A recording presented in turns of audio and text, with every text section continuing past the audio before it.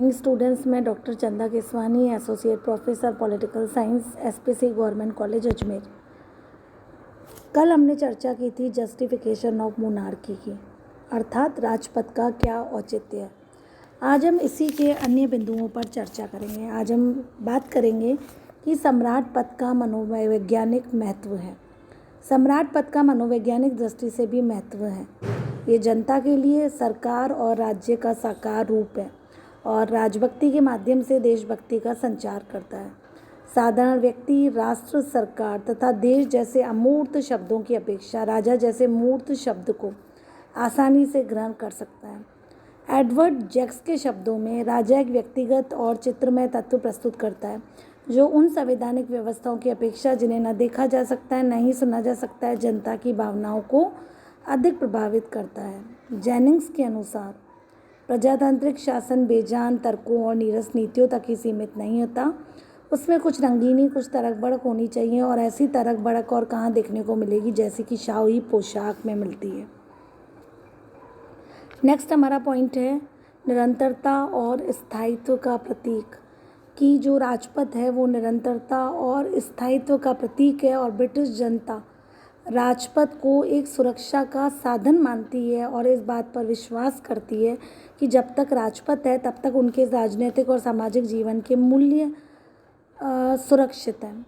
Barker के शब्दों में राजतंत्र क्रांतिकारी कल्पनाओं और चमत्कारी परिवर्तनों को रोकने में सहायक है।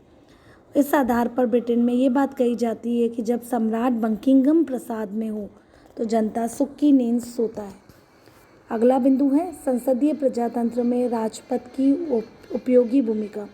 संसदीय प्रजातंत्र जहां कार्यपालिका के वास्तविक प्रधान के साथ एक औपचारिक प्रधान की भी आवश्यकता होती है, तो औपचारिक जैसे प्रधान है उसको कुछ विशेष कार्य करने पड़ते हैं, जैसे एक प्रधानमंत्री के त्यागपत्र के बाद दूसरे प्रधानमंत्री को पद ग्रहण करने के लिए आमंत्रित करना, व्यवस्थापिका का अधिवेशन बुलाना, स्थगित करना और लोकप्रिय सदन को विघटित करना।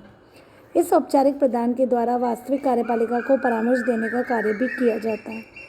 ब्रिटेन में संसदीय प्रजातंत्र है और इसलिए इसमें औपचारिक प्रधान की आवश्यकता है। ऐसी स्थिति में यदि हम ब्रिटेन में राजपद को समाप्त कर देते हैं तो हमें भारतीय राष्ट्रपति जैसी किसी निर्वाचित प्रधान की व्यवस्था करनी होगी, और निर्वाचित प्रधान की चुनाव व्यवस्था के संबंध में कई तरह के विवाद खड़े हो सकते हैं, क्योंकि इस बात की हमेशा आशंका रहती है कि महत्वाकांक्षी प्रवृत्ति वाला निर्वाचित प्रधान अपने पद की राजनीतिक मर्यादाओं के उल्लंघन का प्रयत्न करता है। इन सब के अतिरिक्त अपने पिछले राजनीतिक जीवन के आधार पर वह पक्षपातपूर्ण व्यवहार भी कर सकता है। तो ब्रिटेन में राजपद के संबंध में इस प्रकार की कोई आशंका नहीं है। और एक विशेष बात जो कि संसदीय शासन की दृष्टि से राजपद की उपयोगिता में वृद्धि करता है वो ये है कि अपनी कोई दलगत आस्था न होने के कारण न केवल वह सदैव निष्पक्षता के साथ कार्य करता है, वरन इससे भी अधिक महत्वपूर्ण ये बात है कि उसकी निष्पक्षता पर सभी पूर्ण विश्वास करते हैं। ये राजपद की उपयोगिता, राजपद क्यों आवश्यक है, राजपद का क्या औचित्य है, ये टॉपिक ख़त्म होता है। अब हम दूसरे टॉपिक पर बात करेंगे कि क्या निर्वाचित राष्ट्रपति राजपद का विकल्प हो सकता है।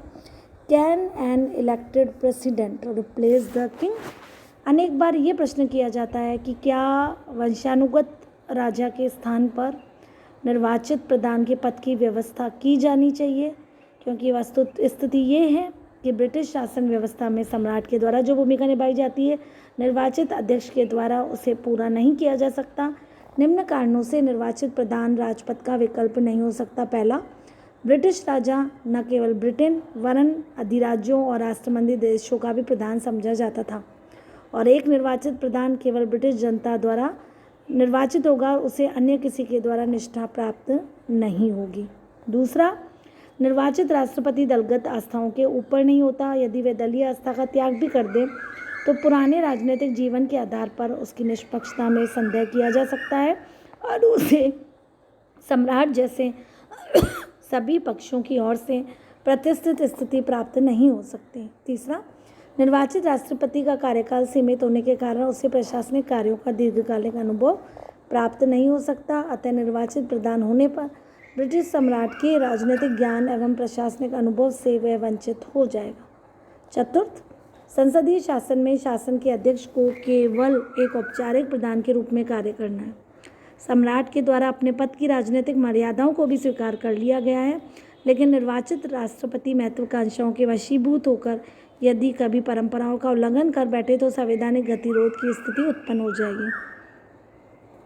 इन सभी के अतिरिक्त व्यवहारिक बुद्धि का ये कहना है कि जब वंशानुगत राजा कार्यपालिका के औपचारिक प्रधान के रूप में ठीक प्रकार से कार्य कर रहा है तो निर्वाचित अध्यक्ष की व्यवस्था करके कार्यपालिका के औपचारिक प्रधान के रूप में निर्वाचित अध्यक्ष की व्यवस्था करके निर्वाचन और तत्संबंधी समस्याओं का सामना क्यों न किया जाए। इन बातों को दृष्टिगत रखते हुए इयॉन गिलमोर ने लिखा है, स्वतंत्र शासक निर्वाचित अध्यक्ष के स्थान पर सम्राट के साथ अच्छे प्रकार से कार्य कर सकता है और निर्वाचित राष्ट्रपति सम्राट का स्थानापन्न नहीं हो सकता।